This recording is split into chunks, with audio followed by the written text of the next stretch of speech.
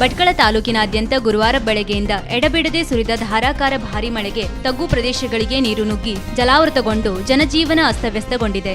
ಗುರುವಾರ ಬೆಳಗ್ಗೆಯಿಂದ ಶುಕ್ರವಾರ ಬೆಳಗ್ಗೆ ತನಕ 260.4 ಎಂಎಂ ಮಳೆಯಾಗಿದ್ದು, ಗುರುವಾರ ಮುಂಜಾನೆಯಿಂದ ಸುರಿದ ಮಳೆಗೆ ಪಟ್ಟಣದ ರಾಷ್ಟ್ರೀಯ ಹೆದ್ದಾರಿ, ಸಂಶುದ್ದೀನ್ ವೃತ್ತ ಸೇರಿದಂತೆ ತಾಲೂಕಿನ ಪ್ರಮುಖ ರಸ್ತೆಗಳೆಲ್ಲ ಸಂಪೂರ್ಣ ನೀರಿನಿಂದ ಜಲಾವೃತಗೊಂಡು ನದಿಯಂತಾಗಿತ್ತು.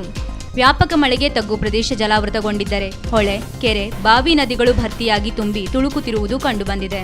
ಐಆರ್ಬಿಯಿಂದ ಸಂಶುದ್ದೀನ್ ವೃತ್ತ ಬಳಿ ಹಾಗೂ ರಂಗಿನಕಟ್ಟೆ ಮಣ್ಣಿನಿಂದ ತುಂಬಿದ್ದ ಗಟಾರವನ್ನು ಸ್ವಚ್ಛಗೊಳಿಸಿ ನೀರು ಸುಗಮವಾಗಿ ಹರಿದು ಹೋಗುವಂತೆ ಮಾಡಿದ್ದರೂ ಕೂಡ ರಾಷ್ಟ್ರೀಯ ಹೆದ್ದಾರಿ ಅಕ್ಕಪಕ್ಕದಲ್ಲಿ ನೀರು ಹರಿದು ಹೋಗಲು ಸರಿಯಾದ ಚರಂಡಿ ವ್ಯವಸ್ಥೆ ಇಲ್ಲದೆ ಇರುವುದರಿಂದ ಮತ್ತೆ ಈ ಭಾಗದಲ್ಲಿ ಹೆದ್ದಾರಿ ಜಲಾವೃತಗೊಂಡು ವಾಹನಗಳು ನೀರಿನಲ್ಲಿ ಸಾಗುವ ಪರಿಸ್ಥಿತಿ ಉಂಟಾಯಿತು.